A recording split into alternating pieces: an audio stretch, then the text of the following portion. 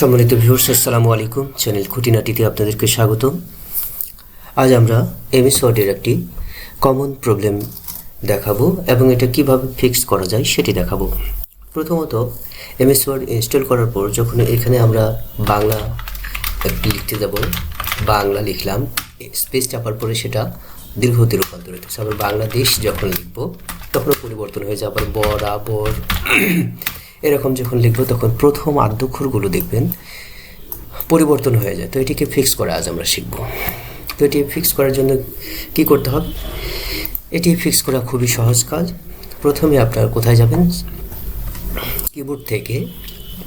Keyboard থেকে আপনারা যাবেন অল্টার টি এবং এ। আমি আবারও বলছি, প্রথমে কিবোর্ডটাকে বাংলা করে নেবেন, এরপরে অল্টার টি এবং এ বাটনে প্রেস করলে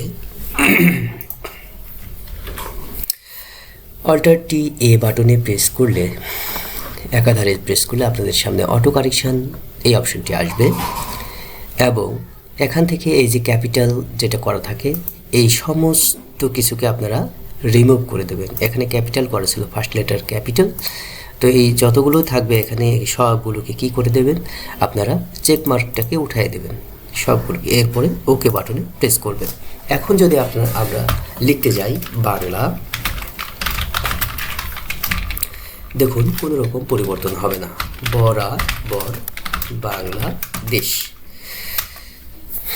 ঠিক আছে, এইটি হচ্ছে এর সলিউশন। এরপর আমি আরও একটি অটো পরিবর্তনের আরেকটি দেখাবো, অটো চেঞ্জ হয়ে যায়। যেমন ভূমি, ভয় দীর্ঘ লিখতে গেলেই আমাদের সামনে ভয় দীর্ঘটা এই ভয়ের সাথে হ আকারে চলে আসে।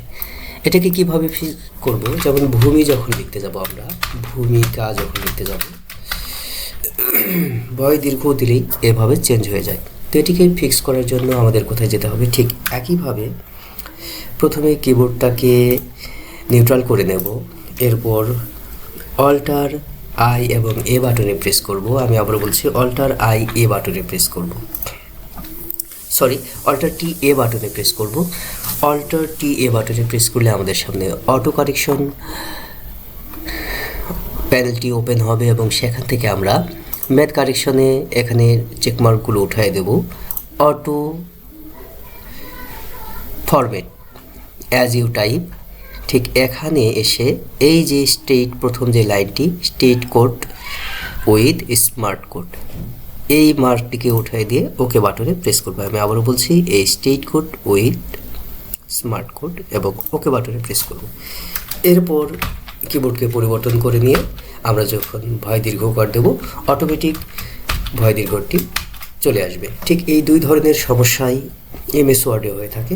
আশা করি এই দুইটি ফিক্স করতে পারলে এই দুই ধরনের সমস্যা আর এমএস ওয়ার্ডে দেখাবে না। খুব স্মুথভাবে আপনারা এমএস ওয়ার্ডে বাংলা লিখতে পারবেন। ভিডিওটি ভালো লাগলে অবশ্যই লাইক, কমেন্ট, শেয়ার করতে ভুলবেন না এবং পরবর্তীতে এরকম ট্রিক্স নিয়ে আপনাদের সামনে আবারও হাজির হব। ততদিন সুস্থ থাকুন, সুন্দর থাকুন।